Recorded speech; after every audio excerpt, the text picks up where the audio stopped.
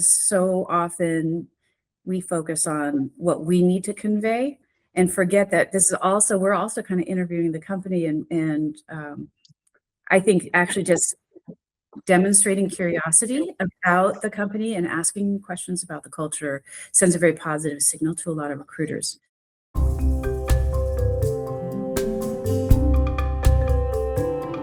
Welcome back to the Lunch with Alex podcast. Today's guest is someone who doesn't just study leadership and team dynamics.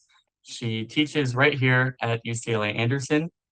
Professor Corinne Bendersky is a professor of management and organizations at UCLA Anderson and one of the leading scholars on conflict, status dynamics, and team effectiveness. She earned her PhD in management from the MIT Sloan School of Management and completed her undergraduate degree with honors at Oberlin College. At Anderson, she teaches across the full-time MBA, FEMBA, and executive education programs, helping shape how future leaders think about power, influence, and performance in teams. Dr. Bendersky, thank you so much for being here today. Hi, Alex, my pleasure. Thanks for having me. All right, so my first question is, where did you grow up? Where are you from? I'm a Jersey girl. I grew up in New Jersey, central coast of New Jersey, in between Princeton and Trenton, a little town called Lawrenceville. Awesome. I'm from Bucks County, just outside of Philadelphia. When you first became fascinated about how people behave in groups, how did that kind of originate? I actually was initially really interested in conflict management and negotiations. And it was inspired when I was in high school. I went to a month-long summer program that's called the Governor's School that New Jersey has on a variety of different topics. And mine was political science. And as part of that month-long program, we did a little sort of mock negotiations or negotiations role play like what you guys do in a lot of the classes here at Anderson. And it was, in retrospect, a super basic role play, but it was the first time I was exposed to the difference between distributive and integrative interests and outcomes. And it really blew my mind. It was a very eye-opening experience. So from that point on, I got really interested in trying to understand first internationally I studied international relations in college, how to negotiate peace treaties.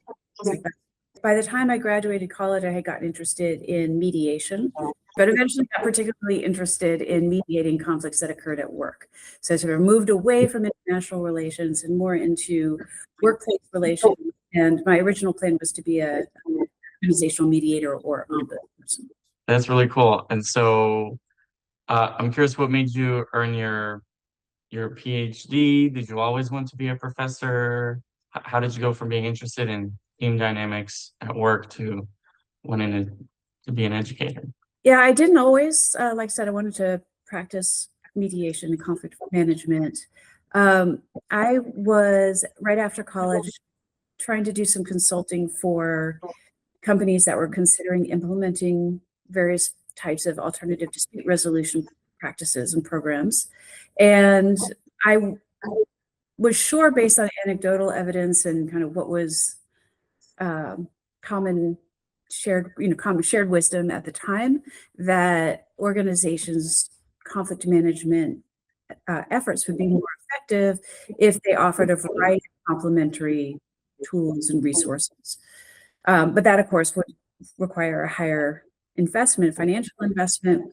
And there was just no empirical evidence that the ROI would actually be better in terms of reduced conflict management costs or higher satisfaction or effectiveness. I am an only child, and I was raised by two academics. And so I think I was just fooling myself that I might not go into academia. I realized that I had been raised to think much more academically, and so decided that I could have a better impact on the field by developing that, or at least looking for the empirical evidence to back up that claim, and then letting other people try to sell it. That's really cool. Thank you for sharing, Professor. And I'm curious, how did you end up on the West Coast? What brought you to Anderson? Was there a It was straight a good, path? yeah, no, I had 3 job offers after grad school, and this is the one that worked out the best in terms of the mix of intellectual community and location, and worked great for my family. So we moved out in 2002. I think that makes it 23 years, moving on to 24 years. Yeah. Crazy to What think. keeps you coming back? You must love your job because It's being a business school professor is the best job in the world. I mean, being an academic, being a university professor and a research professor is great. Being a business school professor in particular is great because we're compensated well, whereas other particularly liberal arts faculty aren't always. We have incredible job security. We have incredible autonomy, and I get to I have a lot of variety in what I do. So I do a lot of different types of research. I work with a lot of different types of collaborators and on teams. I teach, as you mentioned in your introduction, all different kinds of students at different stages in their career. I also train doctoral students in research, social science research. And I have a lot of opportunities to engage with practitioners and conduct translational science and conversations with them. I also do a fair amount of consulting work. So I really kind of can do anything that I want, and I am able to have a pretty positive impact. that does sound like the best job in the world. Wow, so thank you for that. I was reading that you are involved with the HEART, Faculty Chair of the Human Resources Roundtable. Can you tell me a little bit more about that, please? Yeah, sure. HEART is a professional association of human resources executives, primarily in the LA, Southern California area. It's been around for over 35 years. It was originally founded by Anderson faculty, R.G. Kleingardner. I've been the faculty director for over a decade. We have a lot of Anderson faculty who get involved in the programs that are organized by our wonderful staff for our HR executive members and their direct reports. We have HR teams also, some events, and also their executive partners. So sometimes we have events that integrate HR and CFOs or CEOs and other parts of the C-suite to really get that cross-fertilization going. And as I mentioned, this is one of the examples of what I call translational science. So we really learn from the membership what the biggest challenges they're facing right now are, and what the issues they're trying to learn about or problems they're trying to solve. And then we try to bring cutting-edge scholarship from leading scholars from UCLA and also UC Irvine, USC, wherever we can find people who are doing the relevant research to share what they've learned and help the members of HEART make evidence-based decisions.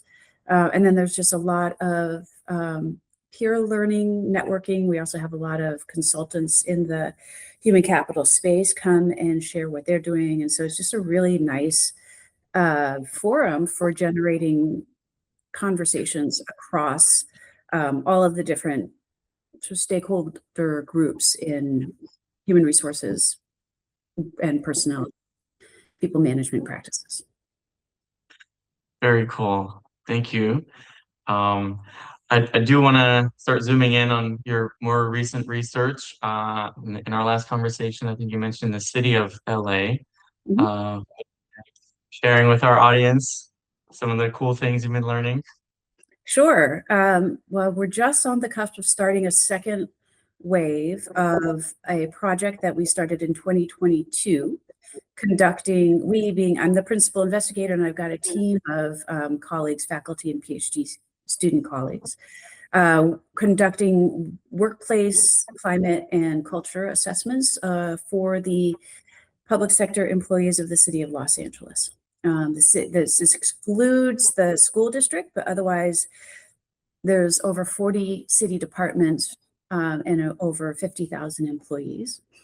And we've collected a mix of quantitative survey data, archival data, and qualitative data from interviews and focus groups and site visits. And we learned all kinds of really interesting things in 2022 when the city was, and like the rest of us, coming out from the pandemic. There also had been a lot of activity in the summer of 2020 with the social justice protests that city employees were very deeply involved in. And there had been some leadership changes. We collected the data in 2022 and produced customized feedback reports for leaders of all of the departments for whom we had a large enough response rate to ensure we're protecting respondents' individual identities. Did a lot of this translational stuff, feeding back what we had heard from their employees and making recommendations for actions they could take to improve the workplace environment and employee well-being. And then in 24-25, our Anderson Executive Education Group administered a 8 or 10 week long training program for about 100 employees of the city to develop their inclusive leadership skills. And those participants had a project to implement changes to their department based on the feedback reports they'd gotten, as well as the education that they had received in the executive education program.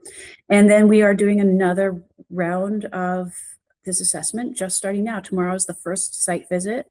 I'll be spending the day at the Hollywood LAPD division and Fire Station 27, which is the LA Fire Department station that is actually literally on the same plot of land as the Hollywood Division Police. And so both departments have had leadership changes. The Palisades fire and the fires in Altadena have really impacted the fire department substantially. And we will also be doing site visits to the Department of Water and Power, which is actually the largest department in the city, and has really fascinating different types of site locations and a whole lot of different roles. And so it'll be really great to get to learn more about what those employees do. Fun fact, my sister just graduated as a state trooper in Pennsylvania.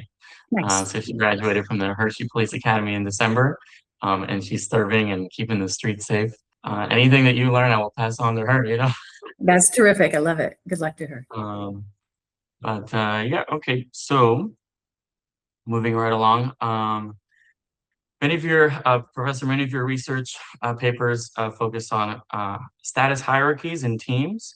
Why do certain people's voices carry more weight in meetings, even if everyone is equally qualified? So status is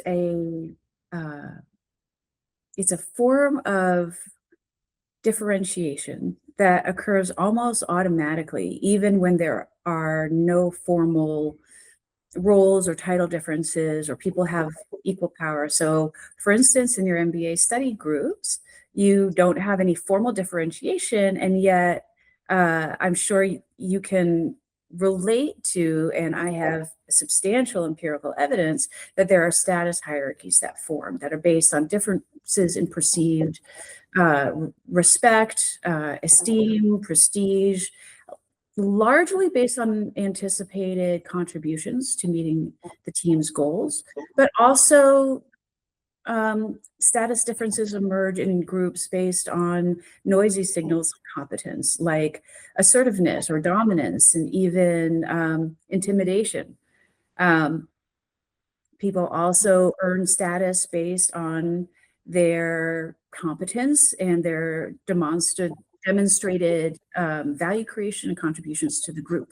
So I like it because it's a very complicated, kind of multi-faceted social negotiation that happens almost universally and often without people being consciously aware of why. But there's a pretty high level of agreement, especially after the team members have had some interactions with each other.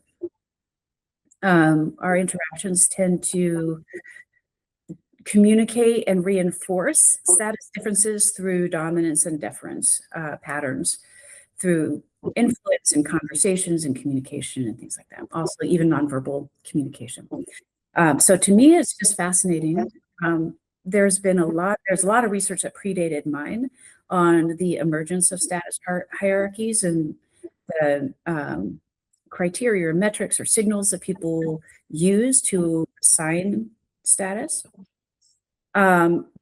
Where I have contributed to that discourse is really thinking about, well, once a status hierarchy has emerged, what happens when somebody feels like they're underplaced?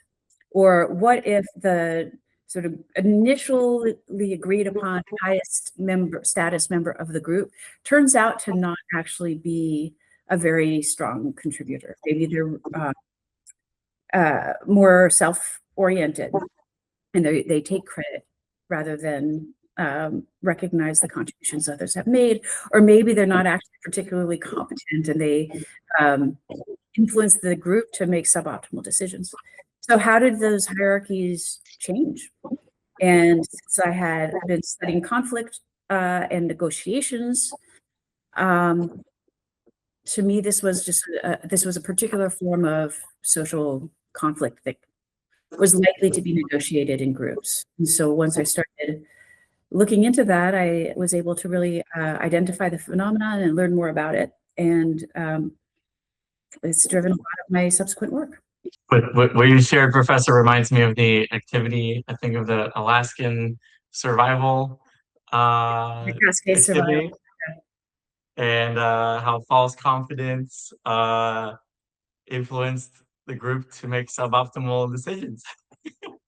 We teach what we know, indeed. Yeah, that was, I learned a lot during Phil Week. Phil, for those listening, is the FEMBA inclusive leadership class that Professor Bendersky taught. And one of the biggest things that I learned was psychological safety. Yeah. I had never heard that before my MBA.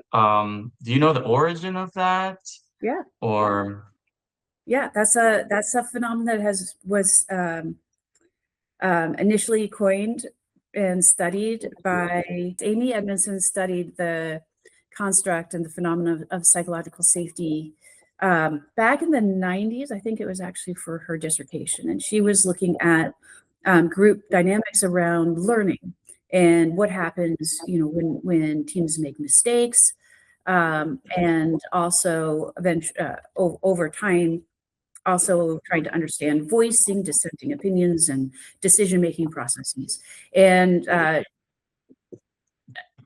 although she's had a long and incredibly productive, prolific research career, this idea that people vary in how, or groups vary in how comfortable their members feel voicing their opinions, and in particular voicing dissenting opinions, and in particular voicing dissenting opinions directed to people who are higher status or higher power, or higher up in the group hierarchy than they are.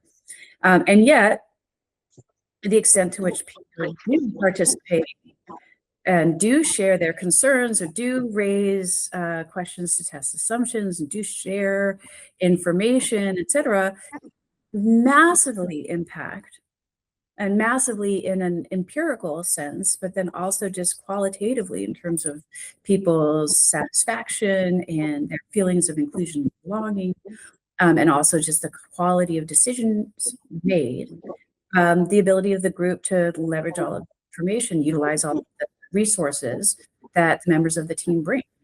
So it's, for me also, it's a very resonant idea, and it's a very powerful phenomenon. It's a very it's a very empirically valid and construct and robust findings, and so it's one that we all the faculty in my area, really feel very confident is extremely important in differentiating group performance.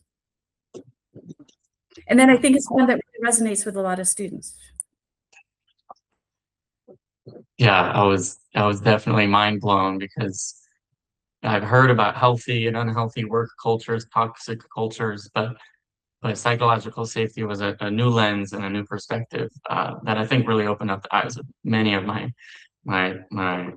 my colleagues and coworkers and classmates. So thank you for teaching us. I'd like to think of it as a mechanism that explains Mhm. a lot of, like, why is a toxic environment problematic? It's toxic because people have low psychological safety.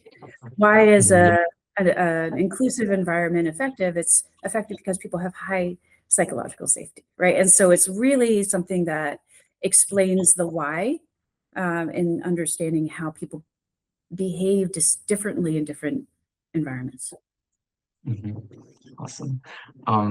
So I did want to spend the second half of our time together with maybe kind of geared towards our audience and those who may be listening that are current MBA students, prospective MBA students. But before that conversation, is there anything else about your research that you would like to share with the world? No, well, yes, of course, I can talk about it forever, but I think we've done enough. I'm happy to move forward. Thank you for Okay. So Anderson students typically fall into three different categories: enhancers, switchers, or explorers. What advice do you have for each group? So I think it's really important to have a clear sense of why you're getting your MBA and what your objectives for how it's going to transform your career actually are. And enhancer, switcher, explorer, I guess these are three different sort of pathways to career transformation. But for all of them, um, I really encourage our students to go beyond thinking about getting the certification and the networking to what can you learn from this experience that will enable you to pursue a fulfilling and purpose optimizing, purpose maximizing career going forward. Thank you very much. And Professor, many students will be pursuing AFR, which is the Anderson Facilitated Recruiting, and interviewing for summer internships for next summer. How should they assess the culture of a company during the interview process? I think it's a great question because so often we focus on what we need to convey and forget that this is also we're also kind of interviewing the company and I think actually just demonstrating curiosity about the company and asking questions about the culture sends a very positive signal to a lot of recruiters. For culture, the key, two big keys to really try to understand our values and norms. And so if you can say, I'm really curious to learn about the culture of this organization, can you tell me what some of the key values are? And follow up with, like a day in the life, what are some of the behavioral norms or expectations that people have for how they show up and interact with each other? That's very good advice. Day in the life. Thank you. Next one is about negotiations. Maybe any tips on reviewing, evaluating, negotiating a job offer? Yeah, think of it as a long-term relationship. And while it is important to um, negotiate fair and appropriate and equitable compensation and compensation that's going to motivate you and make you feel really good about um, the value, how your value is being recognized by the company. I think it's extremely important to think long term about developmental opportunities, about mentorship, about how you would see yourself, how you can see yourself or aspire to growing and developing within that company. It's likely that people will switch jobs, but no matter what, think if you can identify upfront or anticipate what some of the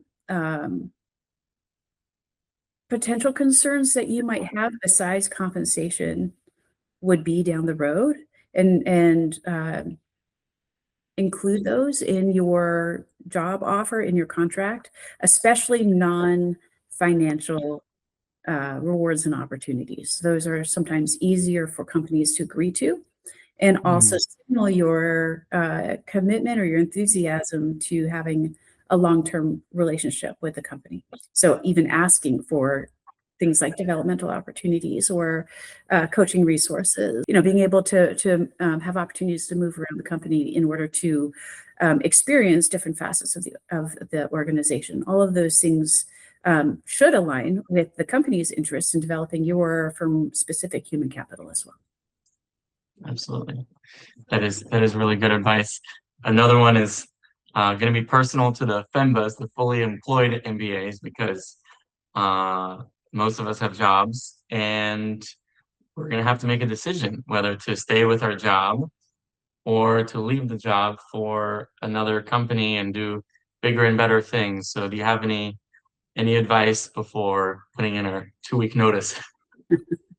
It goes back to the answer I had to your first question about advice for the 3 different categories of employees. So what are you looking to do? What are you trying to achieve? And are you able to achieve that at your current company, especially by sort of renegotiating your role in that company now that you have achieved, you've earned your MBA? That should be associated with a pretty substantial, not just increase in, bump in salary and compensation, but an expansion of your role or an opening of new opportunities for you, so you can you've just invested a lot in yourself, and now the company, if the company should be rewarding you for that investment and giving you the growth opportunities that you aspire to, that's great. That's a win-win. But maybe they don't. Maybe they sort of still, it's a more of an incremental modification and reward than what you feel like you've worked for. Then that might be an indication that you're better off leaving. Great. Thank you very much. So the next question is about electives. Many of us are in our first year. I know you teach some electives, so do you have any classes that you recommend, or which classes will you be teaching or usually teach? Well, first of all, I do recommend looking at the specializations, because those do map out a bunch of electives that are coherent thematically and can be really helpful for providing guidance to students as they're figuring out what they do as they get into electives. I personally teach electives on teams. One is called Optimizing Team Performance, and another one on employee motivation and the future of work. I sometimes teach an August block short course on performance management as well. So I would hope any of those could be interesting, and would love to have many FEMBA students enrolled in them. Awesome. Wonderful. Another thing, kind of a year in the horizon, 2 years in the horizon for us, is going to be doing a capstone, whether it's GAP or entrepreneurship through acquisition or BCC. Do you have any tips or anything that you've seen over the years that has worked or not worked?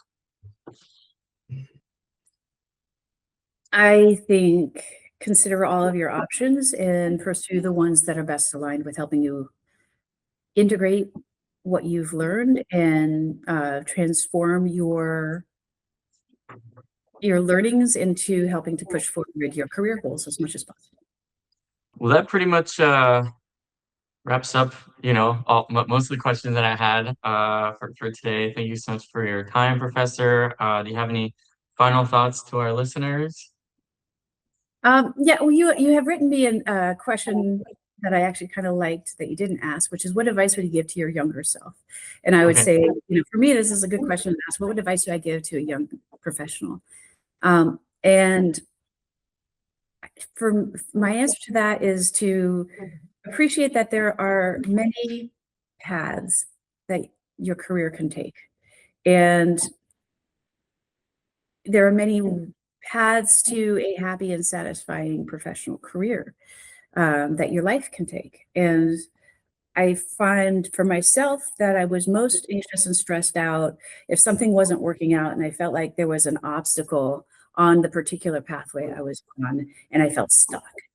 And I've gotten the most, um, I've gotten overcome those obstacles the most or been least anxious when I confront a challenge, when I keep in mind that there are many different directions, there are pathways around this obstacle, and even though maybe I've invested in going down this path for a while, there are probably other ways in which I can leverage the skills that I've developed here and pursue something different that's going to be a more satisfying journey. So give yourself a little grace and optimism that things will work out, even if the thing right in front of you is presenting a challenge. That is excellent. Thank you so much for your generosity, Professor. And thank you for joining our listeners today. This conversation was a masterclass on how status, conflict, and leadership actually operate beneath the surface of high-performing teams. For everyone at Anderson and anyone preparing to step into consulting, tech, finance, entrepreneurship, or public leadership, these dynamics aren't theoretical. They shape who gets heard, how decisions are made, and ultimately who succeeds. One of my biggest takeaways is that conflict isn't something to avoid, it's something to structure well, and leadership isn't about dominating the room. It's about creating conditions where the best ideas surface, regardless of who they come from. If you're listening and you're in an MBA program or considering one, I hope this episode challenges you to think differently about how you show up in teams, how you express dissent, how you manage status, and how you create space, safe space for others. Professor Bendersky, I'm grateful for your teaching and your willingness to share your insights with us. To everyone listening, thank you for tuning in to Lunch with Alex today. If this episode resonated with you, please share it with a classmate, and I'll see you in the next conversation. Thank you. Thank you, Alex.